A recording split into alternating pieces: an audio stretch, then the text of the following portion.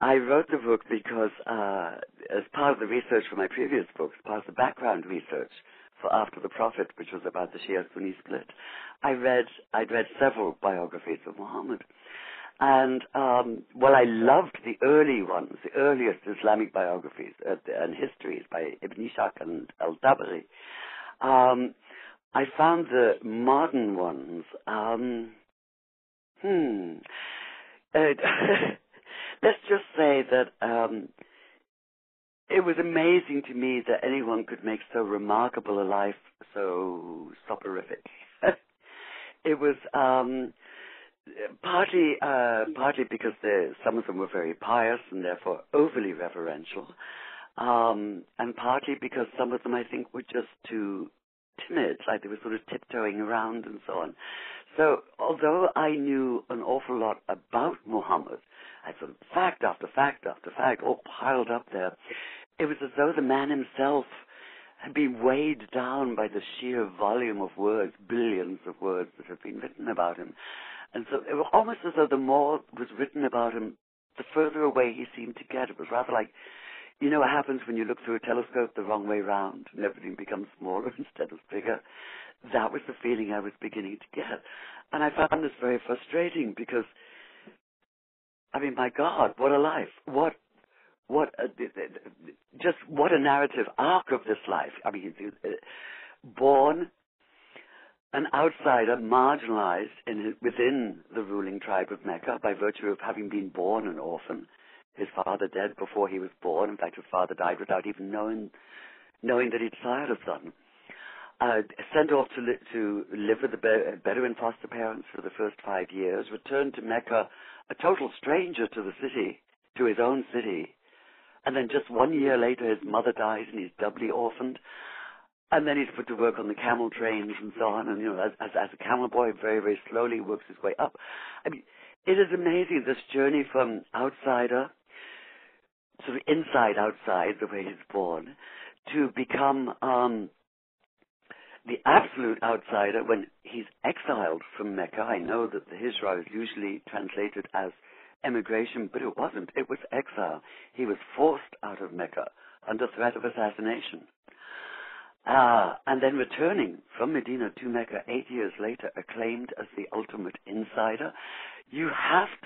Surely you have to look at this life and say, my God, how did this happen?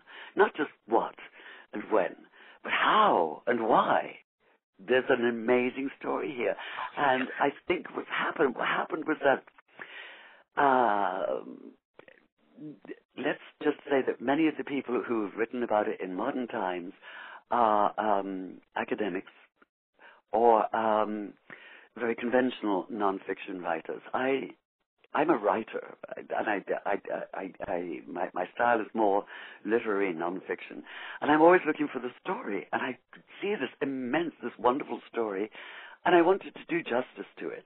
Basically, I wanted to write the Muhammad whom I could see, a Muhammad who I could hear, a Muhammad who was, I wanted to do justice to his life, to record him the integrity of a full life lived in all dimensions. I was driven by my desire to sort of push away all these brambles and thickets of piety and over-reverence and timidity and so on, and really to try and see him as he was and to understand him as he was, to the best of my ability, knowing at the same time that, of course, this is impossible. I mean, there's been far too many people saying definitely this and definitely that. So my approach is more that of an exploration. I mean, I spent months.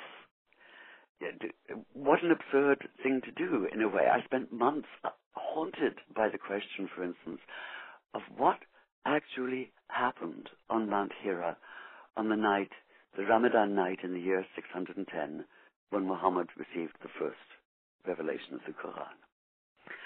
And this is an impossible question. It's absurd even to ask it, because how can anyone know? We have Muhammad's reported words, and that's what we have. But, I kept on asking it because I was haunted by it, because I couldn't let go of it, and because I was aware that, okay, I may be a fool for trying, but I'd be a different kind of fool for not trying. And so I said, well, maybe it was this way, and maybe it was that way. I don't know, but somehow or other, in all this exploration, I think I got somewhere. And I think people who've read the book will agree with me there. All I can say is that this, to the best of my ability and in sincerely good faith, this is Muhammad as I see him from the earliest texts that we have, from the earliest histories and earliest biographies that we have. This is Muhammad recreated in a way, which is what writing is. You recreate something in words in more than two dimensions. It's very frustrating to see him in just two dimensions, which happens so much. I wanted to see him in full, to see him whole, and this meant seeing the struggle, understanding this continual dialectic throughout his life between outsider and insider, between faith or idealism, let's say, between idealism and pragmatism, between religion and politics. And of course, the Middle East, no less today than it ever was, is probably the one place on earth where religion and politics are more inextricably intertwined than anywhere else. There are so many stereotypes about Muhammad, so many ugly stereotypes. The lecherous polygamist, which is complete nonsense. As I say, that first marriage to Khadija was an extraordinary love match. The idea that he was a prophet of war. Well, first of all, it's absurd to try and shoehorn a man who carved this huge a profile in history into prophet of war, prophet of peace, and so on and so on. He supersedes all that kind of easy pigeonholing. But there is a dialectic there. After the exile, after he was thrown out of Mecca and found refuge in Medina and began to form this extraordinarily idealistic new community in Medina, but then he was also assuming political power, and political power meant taking up arms.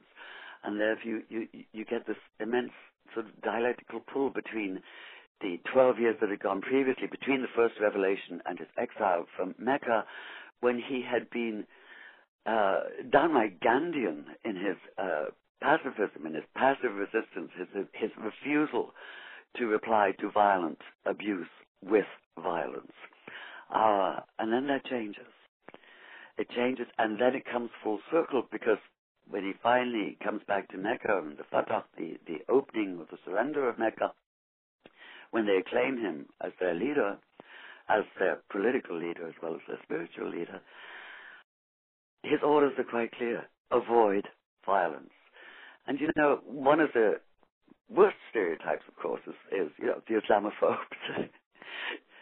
Use their little highlighter pens, right? And they say, okay, kill the unbelievers, right?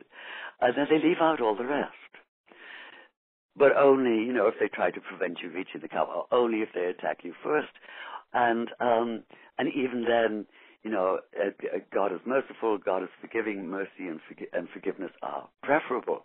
They leave all this out, of course. So it's you can read the Bible the same way with a highlighter pen, and it'll be 10 times worse.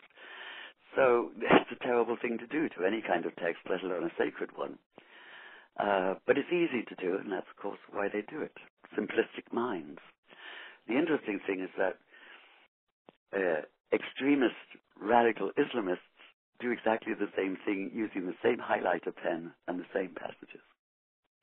It's almost like the Islamic extremists and the Islamophobes are sort of partners, sort of comrades in arms, and they're making all the noise and leaving the rest of us saying, hey, wait a moment, it wasn't that way at all.